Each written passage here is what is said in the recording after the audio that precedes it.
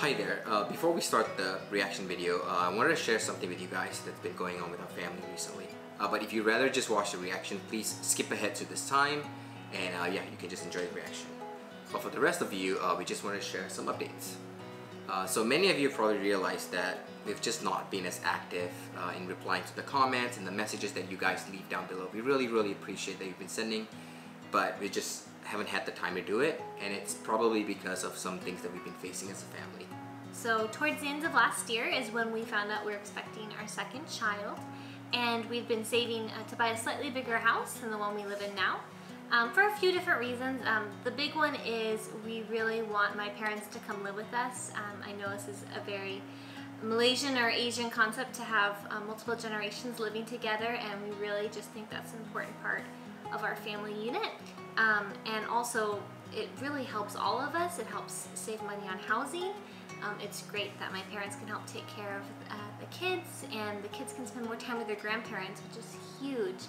And currently right now the house we're living in is pretty small, so having another baby around is going to be challenging to fit everyone. So long story short, we have been since January looking for a new home. We visited over probably about 100 different homes, and we put in an offer on 5 different homes. The 5th one actually just being a couple days ago, and for the 5th time we got outbid. The housing here in the Bay Area has just been really hard, and unfortunately with COVID it has made the amount of houses available really low, but there's still a very high demand for homes here. So you might be thinking, oh, it's not a big deal, just keep looking for more houses. But the challenge for us is that baby number 2 is about to come really soon in the next few weeks, and the whole home search has started to take a physical and emotional toll on our family. So much so that when we found out that we didn't get the 5th home just a few days ago, Rachel kind of broke down and started crying. So you can see how challenging it is for us. So the reason we are sharing this is because many people think that just because we live in the US, we live in the Bay Area, that, you know, we don't, like, life is wonderful and amazing for us. But that's not always the case. We also face challenges just like everyone else. No matter where you live, you're going to face challenges that are different.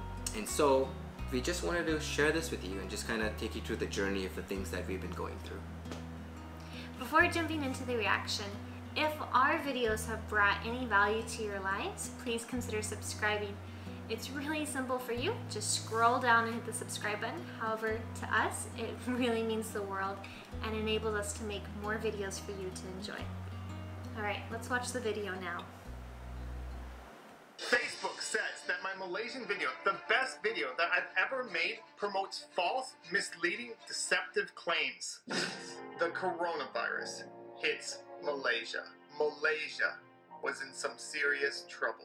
But don't you ever underestimate the power of Malaysians.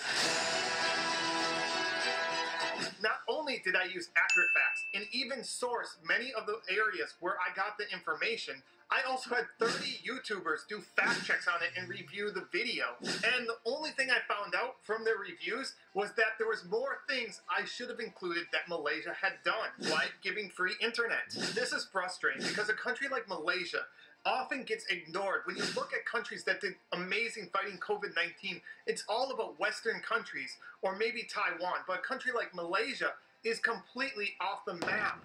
And I worked really... Oh man, it's kind of frustrating to see that his video already got taken down just because of that. And I know he mentioned about YouTubers fact checking, and we did a reaction video to that original video first. So right after doing the reaction video, the information kind of blew my mind, but I personally went and fact checked everything, and I found that they were all accurate information. Those were all reported from really reliable sources, and so that's the only reason why I decided, okay, I can publish that video. And even the amount of comments we got on our reaction video too was same reaction as his, of people saying, yes, all that and more. The free internet, the people coming together, the different ways that the country bonded together to really make a difference. So it's so, yeah, frustrating that his video is under fire in that way. Yeah, like what Rachel was saying, all those people verified for us, like, yeah, we've been getting that free internet, you know, we saw that free healthcare, we got the 2 weeks staying in the hotel. So they themselves, people who are actually living through the situations, verified and told us that's what's going on with them. Yeah, even our friends and family in Malaysia have Exactly. said the exact same thing. Yeah, so it was kind of frustrating that they had to take that down. It's hard to give Malaysia the justice they deserve, and Facebook, which is supposed to be for the people, is not for the Malaysian people. So no wonder a place like Malaysia is ignored, because when someone actually does a story and shows the great things about Malaysia, it's called false, and Facebook blocks the organic reach and blocks ads. Facebook has no email, has no phone number, has no way to contact them, and has no explanation of why they think it's false and misleading. And yet, they have an office in Malaysia. So if anybody knows somebody working for Facebook in Malaysia or anywhere in the world, could you please ask them to look up my video and tell me what is misleading? What should I do different so that they don't think it's wrong and false? Because it's a big surprise to me. This is not the only video I had trouble with Facebook. Actually, I've had a lot of them. They took down which country is the most dangerous in the world, where I used Wikipedia to show which countries are actually the most dangerous. And Facebook continually has not allowed me to make any money on any of my videos, which I don't do this for money. I do this because I want to show the world things that they might not realize. But it would be nice to be able to make a little bit of money to help pay for my equipment and the editor that helps me make these videos. And this is not the only time Facebook has attacked Malaysian gaming. So just to jump on that first, like he got demonetized and he's not making money from that video anymore from Facebook perspective. From Facebook, yeah. I personally, it's not about me making money on Facebook. We don't post our videos on Facebook, but I had an experience with Facebook. It kind of frustrated me too. I posted, on Facebook Marketplace where you can kind of sell things. I posted one of my camera lens to sell, and Facebook deemed that post wasn't appropriate, and they actually specified that it was some kind of weapon, when clearly, obviously it's not. I'm selling a camera lens, and the details of it is camera. It's all camera details, right? And so that was kind of frustrating to me. And I understand, right? Because Facebook is a big corporation, and they have these automated checks. And I was able to appeal that decision, and so in my mind I was like, okay, I'll just appeal this decision, and someone else would look into my listing and deem that it was okay.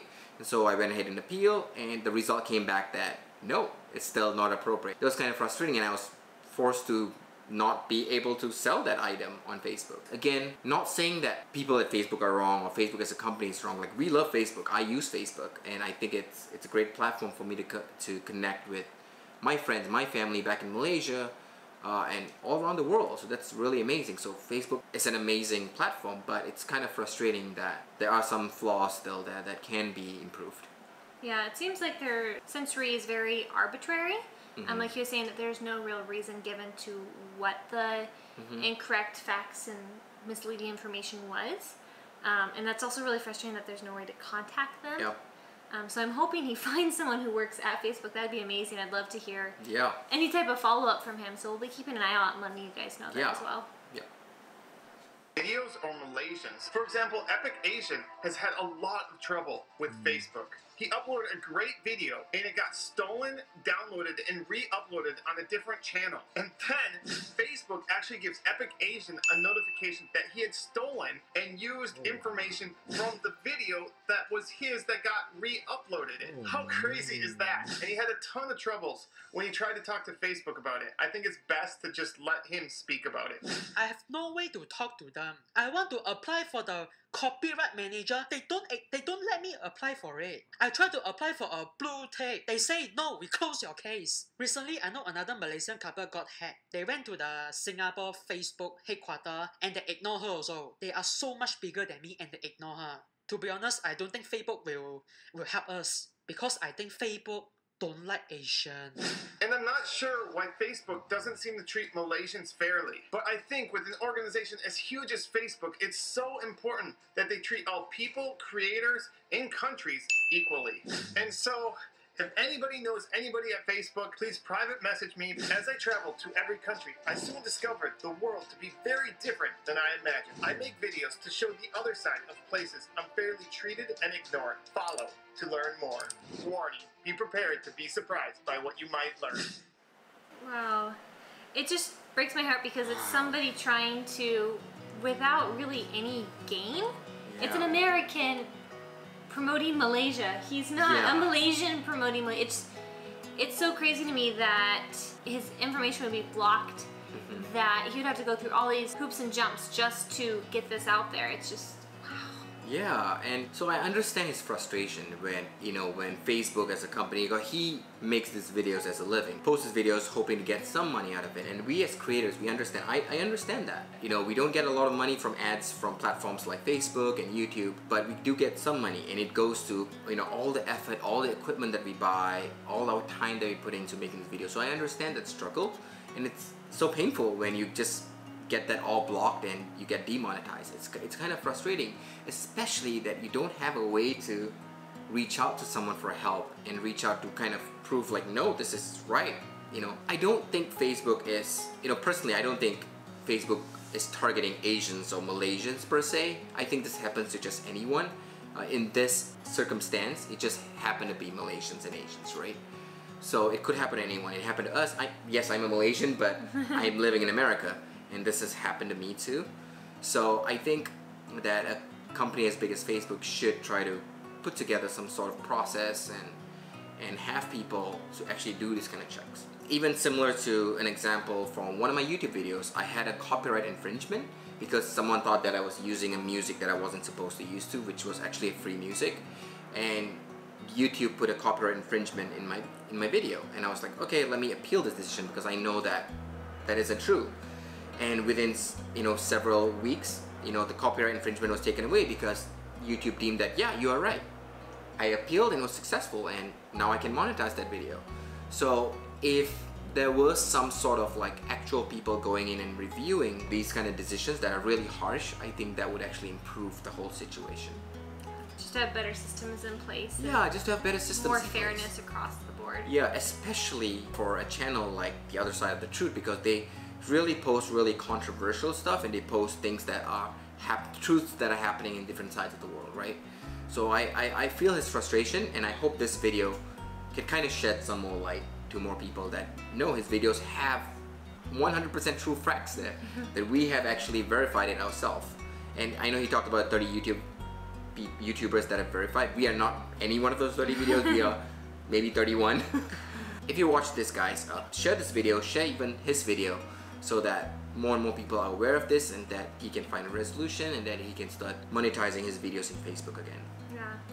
So yeah, we're really glad that we're able to watch this video and share it with all of you. If you haven't already, please go check out The Other Side of the Truth channel. We have really thoroughly enjoyed watching his videos. It has truly impacted us. He makes amazing content about countries from all over the world that are treated unfairly and often ignored, and it's just so impactful, so please go give that a watch. Yeah. And thanks for tuning in again, guys. We'll hope to see you in the next one. Bye. Bye.